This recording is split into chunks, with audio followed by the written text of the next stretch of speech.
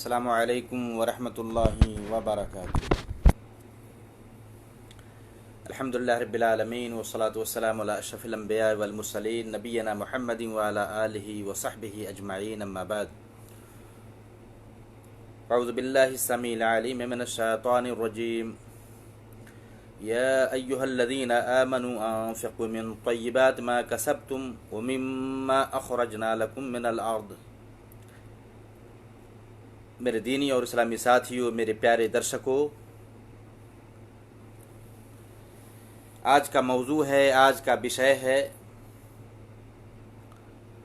अनाज, गल्ले और फलों में ज़कात का क्या निसाब है, कितनी मिक़दार में ज़कात निकाली जाए, पैदावार कितना हो तो ज़कात हमें देना पड़ेगा। मेरे भाइयों, ये विषय और मौजू भी अहम है, नहायत ही महत्वपूर्ण है, चूँकि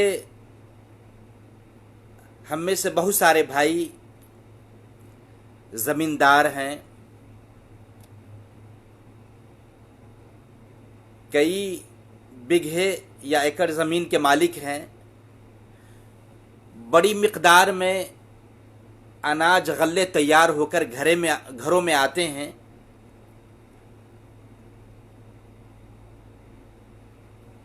और ये भी अल्लाह की नेमत है, ये माल अल्लाह का दिया हुआ है। हम मेहनत करते हैं लेकिन अल्लाह ही देता है। अल्लाह ने फरमाया, या अय्युहल्लज़ीना आमनू अनफ़िक़ू मिन तय्यिबाति मा कसबतुम मिम्मा अख़रजना लकुम मिनल अर्द।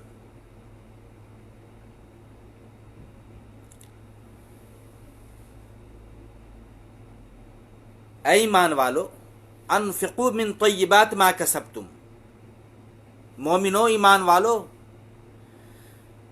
खर्च करो उन पाकीज़ा कमाइयों में से, उन पाक कमाई में से, हलाल कमाई में से जो तुमने हासिल किया है, तुमने कमाया है।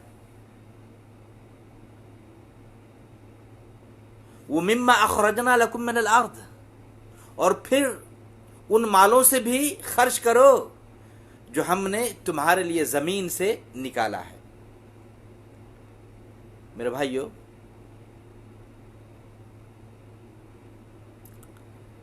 तो इस आयत करीमा में बिल्कुल वाज़ेह है, क्लियर है, बड़ी दलील मिल रही है, प्रमाण मिल रहा है कि हमें ज़मीनी पैदावार से भी ज़कात निकालना चाहिए। गरीबों का हक़, मिस्कीनों का, लाचार लोगों का जो हक़ अल्लाह ने हमारे मालों में रखा है, हमारे धन में रखा है, हमारे अनाज और गल्ले में रखा है, वो हक़ उन तक पहुंचाया जाए निकाल कर। और इस तरह हम अपने मालों की सफाई भी करें, मालों में बढ़ोतरी भी करें। मेरे भाइयों, अभी आपके सामने सूरह बकरा आयत नंबर 267 है, पढ़ी गई है, जिससे पता ये चलता है कि ज़मीनी पैदावार में भी क्या है, अनाज और गल्ले में भी ज़कात है। और मेरे भाइयों,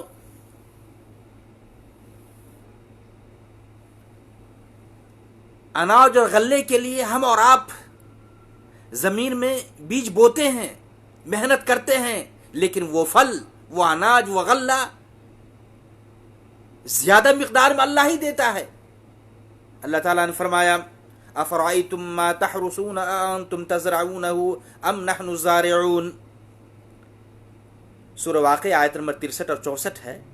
अल्लाह बता रहा है, और इससे अल्लाह की क़ुव्वत और ताकत का पता चलता है। अल्लाह कह रहा, फ़रअय्तुम मा तहरुसून, अच्छा बताओ जो कुछ तुम ज़मीन में बोते हो, ज़मीन में बोते हो, बीज लगाते हो, तज़रऊनहु, तुम लोग उसे उगाते हो, अम नहनु ज़ारिऊन, या हम उगाने वाले हैं। अल्लाह अकबर। ये प्रश्न हो रहा है अल्लाह की तरफ से। हकीकत में हमारे रब ही जमीनी पैदावार को उगाते हैं। अल्लाह के फजल करम से वो पैदावार, वो अनाज और गल्ला तैयार होकर हमारे घरों में आता है। जमीन से अनाज गल्ले को उगाने वाला हमारे रब ही है, जो जमीन और आसमान का खालिक है, सृष्टि करता है, हमारे और आपका जन्मदाता है। लिहाजा जब अल्लाह के फजल करम से, अल्लाह के रहम करम और उनके दया से जमीनी पैदावार तैयार होके हमारे घरों में आते हैं, अल्लाह चाहे तो हवा का झोंका चला दे, तूफानी हवा आ जाए और सारी मेहनतें बर्बाद हो जाए। लेकिन अल्लाह का शुक्र एहसान है, हम मेहनत करते हैं तो कई मेहनत के कई गुना अनाज और गल्ला तैयार होकर हमारे घरों में आता है। तो अल्लाह ताला ने कहा कि उन मालों में से भी खर्च करो, मिम्मा व मिम्मा अखरजना लकुम मिनल अर्द, जो माल हमने तुम्हें तुम्हारे लिए जमीन से निकाला है अनाज और गल्ला की शक्ल में। तो मेरे भाइयों, क्या अनाज और गल्ले में भी साल की कैद है? इससे पहले सोने चांदी के ज़कात के बारे में बातें आ चुकी हैं। सोने चांदी हो या कैश करेंसी नकद रुपये हो तो उसमें ज़कात हम निकालते हैं साल मुकम्मल होने पर। लेकिन क्या ज़मीनी पैदावार में अनाज और गल्ले में, चाहे वो अनाज गल्ला धान हो, गेहूं हो, इसी तरीके से जो भी ज़मीनी पैदावार हो, क्या हम उसमें भी साल की कैद देखेंगे? साल की शर्त है इसके अंदर? तो मेरे भाइयों, इसमें साल की शर्त नहीं है, साल की कैद नहीं है, क्योंकि अल्लाह ताला ने फरमाया वातु हक़्क़हु यौम हसादिही, सूरह अनाम आयत नंबर 141 है कि उसका हक उसके कटाई के दिन ही दे दिया करो। मेरे भाइयों, जैसी फल तैयार हो जाए, अनाज गल्ले तैयार होकर घर में आ जाए, हम गरीबों का हक, मिस्किनों का हक निकाल कर ज़कात की शक्ल में हम उन तक पहुंचा दें। इसमें साल की, चाहे वो साल के अंदर फसल दो दो बार क्यों ना तैयार होकर आया हो, अनाज गल्ले दो दो बार क्यों ना आया हो, लेकिन दो दो बार हमें ज़कात निकालना है, इसमें साल की कैद नहीं है। अच्छा मेरे भाइयों, कितना अनाज और गल्ला होना चाहिए तो हमें ज़कात देना पड़ेगा, और कितनी ज़कात देना पड़ेगा, ये मसला जानना ज़रूरी है। हम खुद जाने समझें, चूंकि हम किसान हैं, अनाज गल्ले तैयार करते हैं, इसी पर हमारा गुजर बसर हो रहा है, हमारा निर्भर है। तो हम सब के लिए अनाज और गल्ले में ज़कात का निसाब मालूम करना ज़रूरी है, अनिवार्य है। इस ताल्लुक़ से हदीस आती है सही बुखारी की 1405 नंबर की, और यही हदीस सही मुस्लिम में 979 नंबर की हदीस है। ये पूरे हम रेफरेंस देते हैं, हवाला देते हैं, आप भी ढूंढ सकते हैं। नबी पाक सल्लल्लाहु अलैहि वसल्लम ने फरमाया, रावी अबू सईद खुदरी रज़ियल्लाहु ताला अन्हु कहते हैं, वलैसा फीमा दून खम्से औसुकिन सदका, मुत्तफ़क़ अलैह, बुखारी मुस्लिम की हदीस है। 5 वसक से कम में ज़कात नहीं है। अगर अनाज और गल्ला या फल 5 वसक, फलों में खजूर हो, किशमिश हो, ये 5 वसक की मिकदार या उसका जो वजन है उससे कम मिकदार में अगर अनाज गल्ला वगैरह तैयार होके आए तो उसमें ज़कात नहीं है। 5 वसक कितना बनता है? ये वसक नापने का, तौलने का पैमाना है जिसका इस्तेमाल नबी पाक सल्लल्लाहु अलैहि वसल्लम के ज़माने में होता था। तो 5 वसक की मिकदार है 612 किलोग्राम, और यही वज़न बहुत बड़े फ़कीह, बड़े विद्वान, वरिष्ठ विद्वान अल्लामा शेख मोहम्मद बिन सालेह अल उथैमीन रहमहुल्लाह ने बताया है कि 5 वसक की मिकदार 612 किलोग्राम, 6 कुंटल 12 किलो। अगर किसी को इतना अनाज गल्ला तैयार हो जाता है तो उस पर ज़कात है। अगर इससे कम है, 5 कुंटल है, 5.5 कुंटल है, 500 किलोग्राम या 600 किलोग्राम है, तो फिर उस पर ज़कात नहीं है। बात क्लियर है। कितना वजन होना चाहिए, अनाज गल्ला आपके पास कितना होना चाहिए? हम लोग पहले मनसेरा दिया करते थे, मन में 1 सेर, 2 मन में 2 सेर, वो किलो के हिसाब में सेर निकलता था, वो जिसका वजन किलो से कम होता था, मनसेरा देते थे। मेरे भाइयों, पहले गांव घर में, देहातों में इल्म की कमी थी, ज्ञान नहीं था, शरीयत का इल्म लोगों को नहीं था, पता नहीं था। लेकिन अब तो अल्हम्दुलिल्लाह उलमाए किराम की, अहले इल्म की, किताब सुन्नत के जानने वाले वरिष्ठ विद्वान की बड़ी तादाद है, अधिक संख्या है। हम तरह तरह के मसाइल उलमाए किराम से, अपने उलमा से पूछ सकते हैं, मौलाना से पूछ सकते हैं। तो मेरे भाइयों, क्या पता चला कितना अनाज गल्ला होना चाहिए? 612 किलोग्राम। कुंटल, जो हमारे यहाँ इंडिया, नेपाल, इन सब जगहों में कुंटल का इस्तेमाल हो, 100 किलो का 1 कुंटल होता है। 6 कुंटल 12 किलो अगर किसी के पास अनाज गल्ला है तो उस पर ज़कात है। अब आइए मेरे भाइयों, हम कितनी ज़कात निकालेंगे?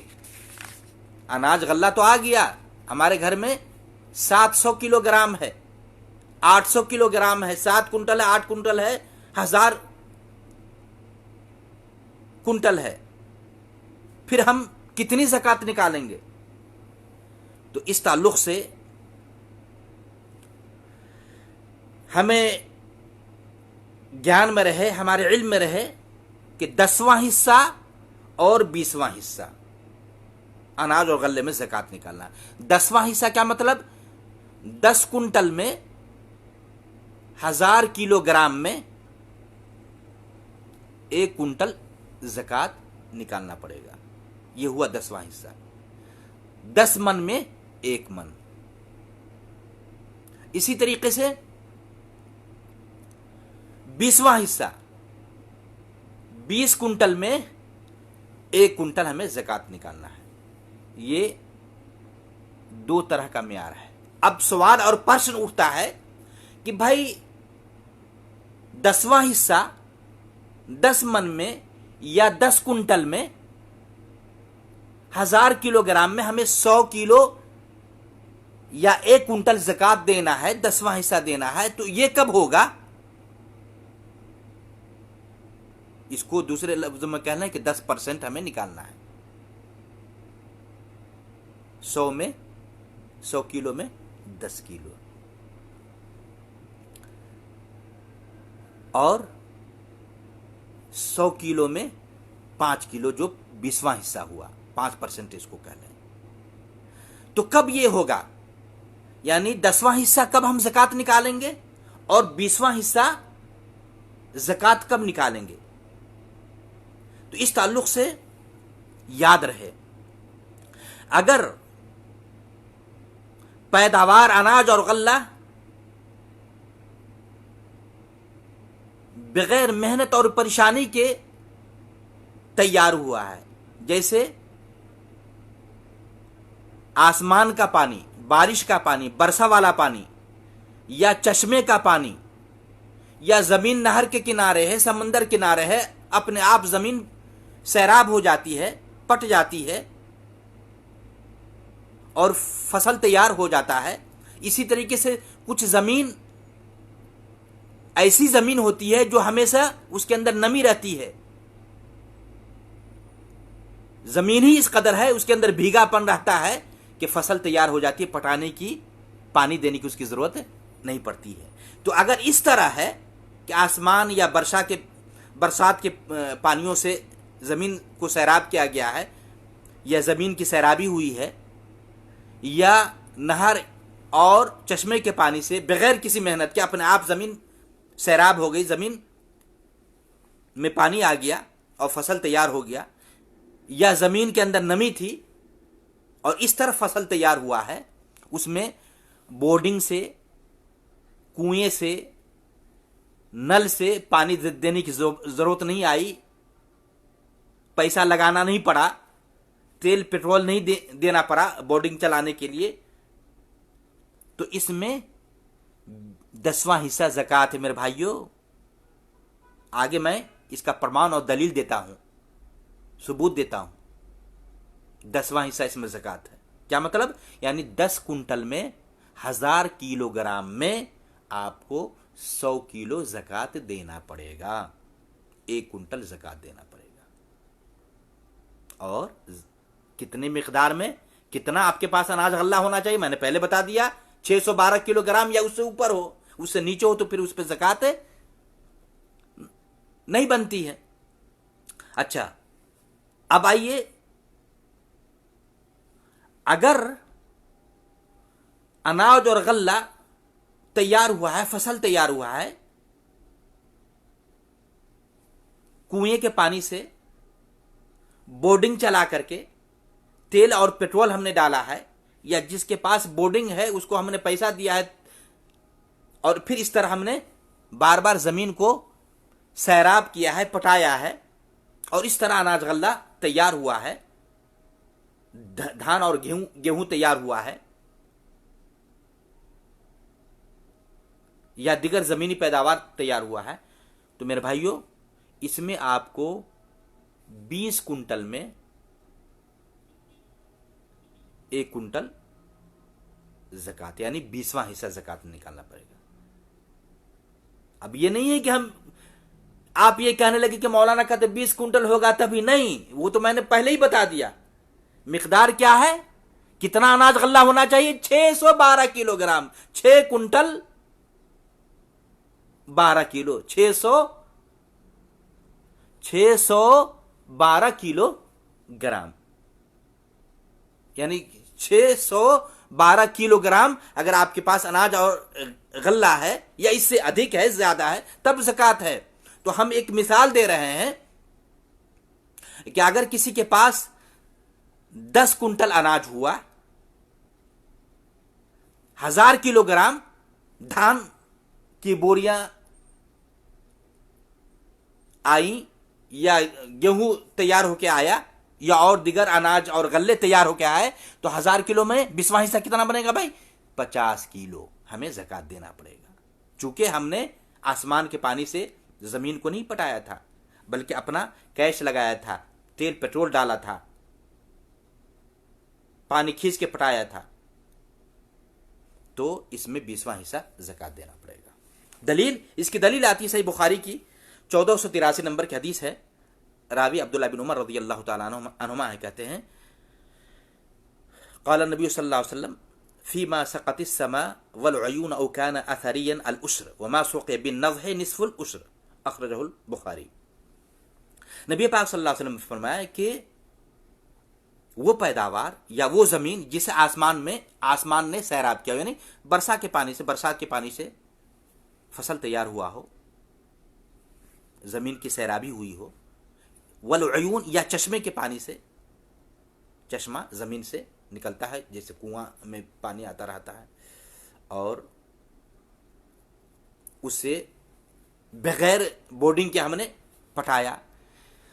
समंदर का पानी है या इसी तरीके से नहर का पानी है, करीब में ज़मीन है, ज़मीन खुद ब खुद पट जाती है, सैराब हो जाती है, उसमें परेशानी की ज़रूरत नहीं होती है, माल और रुपये पैसे खर्च नहीं करते हैं ज़मीन की सैराबी के लिए।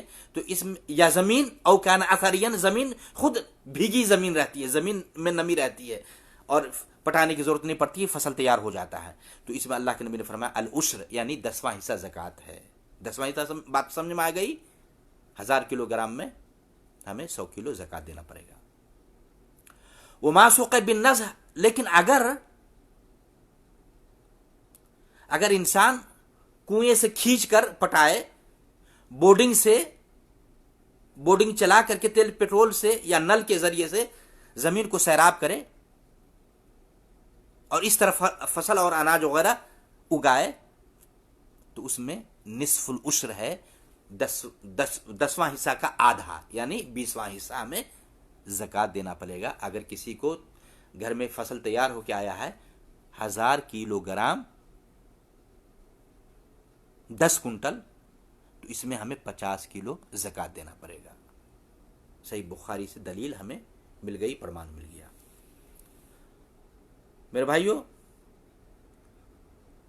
अच्छा, इसी तरीके से खजूर है, किशमिश है, इस सब में भी ज़कात है। जब ये खजूर किशमिश वगैरह तैयार हो जाए, पुख्ता हो जाए, पक जाए, सूख जाए, तो फिर हमें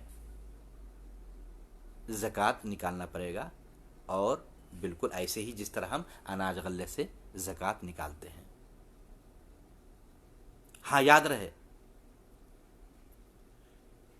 मेवे में जिसे अरबी में फवाके कहा जाता है, जैसे सेब है, संतरा है, इस सब में ज़कात नहीं है। केले है, इस सब में ज़कात नहीं है, क्योंकि इसको एक फ़ुक़हा ने एक मियार मुक़र्रर किया है कि वो पैदावार जिसको पैमाइश करके और ज़ख़ीरा करके सालों रखा जाता हो, ज़ख़ीरा 6 महीना हो, साल भर हो, हम रखेंगे अनाज गल्ले को, तो वो अनाज गल्ले ख़राब न होता हो, तो फिर उस अनाज गल्ले में ज़कात है। भाई, सेब को आप इतने दिन रख सकते हैं, संतरा को रख सकते हैं, केले को रख सकते हैं? नहीं, लिहाजा इसमें ज़कात नहीं है। हाँ, केला हो, सेब हो, संतरा हो, या और भी दूसरी चीज़ हो जिसको आप तिजारत के लिए इस्तेमाल कर रहे हैं, बिजनेस के लिए, आप केले की तिजारत है, सेब और संतरे की तिजारत है, या दूसरे फलों की तिजारत, आप उसी की बिजनेस करते हैं, व्यापारी का काम हो रहा है, आपका वही व्यापार है, वही कारोबार है, तो ये हुआ तिजारत। तो तिजारत अगर आप कर रहे हैं तो तिजारती माल में इसका शुमार होगा, और उसकी जो कीमत होगी, उसकी कीमत देखेंगे कि कितनी कीमत बन गई है। हमने सेब बेचा है, अनार और संतरा वगैरह बेचा है, 10 लाख की कमाई आ गई बेच करके, और उस 10 लाख को हमने साल भर रखा जमा करके, तो फिर उस पर ज़कात है। और फिर यानी तिजारती माल का जो निसाब है, इससे पहले जो सोने चांदी के बारे में जो मैंने बताया था, रुपये पैसे के बारे में बताया था, वही हिसाब तिजारती माल का है। तो सेब, संतरा या दूसरे जो है मेवे वगैरह हैं, अगर इसको तिजारत में लाया जा रहा है, तिजारत के लिए रखा है, और इनके जरिए बंदा तिजारत कर रहा है, तो फिर उसकी कीमत में, उसकी जो कीमत बन रही है, उसकी कीमत कितनी बनती है,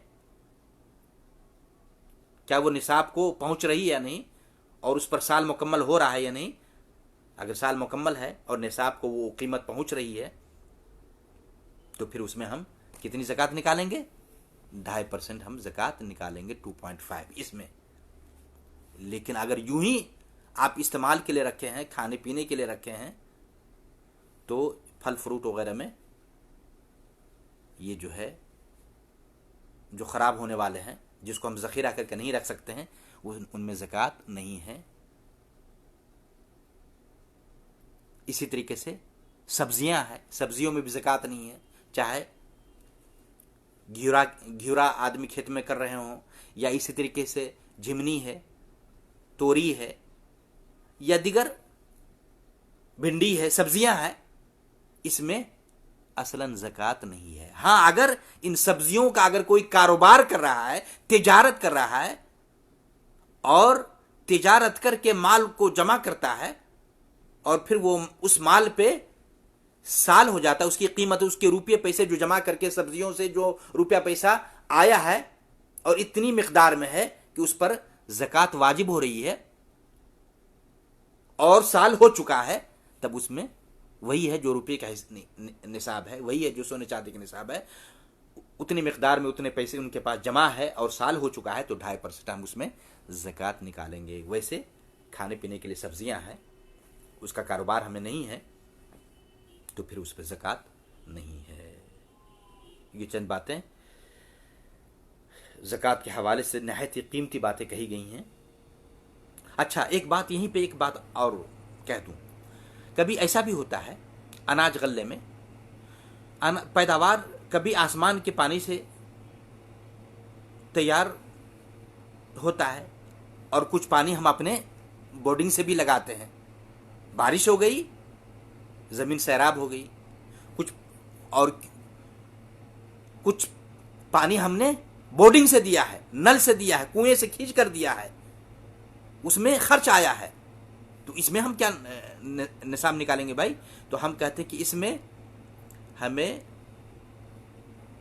7.5%, यानी मिसाल के तौर पर अगर किसी को 1000 किलोग्राम अनाज और फसल तैयार हुआ है, तो उसमें हमें 75 किलो ज़कात निकालना पड़ेगा। ठीक है, बात बिल्कुल वाज़ेह और क्लियर है। 10वां हिस्सा में 1000 किलोग्राम में 100 किलो, 20वां हिस्सा अगर हमने पूरा का पूरा पानी, अपना पानी दिया है, रुपये पैसे से तेल पेट्रोल लगा करके हमने सिंचाई किया है, तो उसमें हमें 20वां हिस्सा 10 कुंटल में 1000 किलोग्राम में हमें 50 किलो ज़कात निकालना पड़ेगा। और अगर आसमान का भी पानी है और फिर अपना पानी भी लगाए हैं, तो उसमें हमें 7.5% यानी 1000 किलोग्राम में 10 कुंटल में हमें 75 किलो ज़कात निकालना पड़ेगा। अल्लाह से दुआ है जो बातें ज़मीनी पैदावार और फल के ताल्लुक़ से किताब सुन्नत की रोशनी में बातें कही गई हैं, ज़कात फसलों में या अनाज गल्ले में उसका निसाब क्या है, मिक़दार क्या है, कितनी ज़कात निकालना पड़ेगा, जो बातें किताब सुन्नत की रोशनी में बताई गई, उन सारी बातों को समझकर अपने मालों से गरीबों का हक़, मिस्कीनों का हक़ निकाल कर उन तक पहुँचाने की, ज़कात निकालने की हम सबको तौफ़ीक़ अता फ़रमाए। वस्सलामु अलैकुम वरहमतुल्लाहि वबरकातुहू। भाइयों से गुजारिश है, जिन भाइयों ने सुना है आप खूब शेयर करें, अपने भाइयों तक इस वीडियो को पहुँचाएँ, ताकि आपके वो भाई भी अपने मालों से ज़कात निकालें जो अब तक अनाज और गल्ले खुद ही खा लेते हैं, कुंटल का कुंटल होता है, गरीबों का हक़ नहीं निकालते हैं, मिस्किनों का हक़ नहीं निकालते हैं, और इस तरह अपने आप की, अपने मालों की सफाई नहीं करते हैं, पाक नहीं करते हैं। अल्लाह हम सबको अपने मालों से ज़कात निकालने की हमें तौफ़ीक़ अता फ़रमाए। वस्सलामु अलैकुम वरहमतुल्लाहि वबरकातुहू।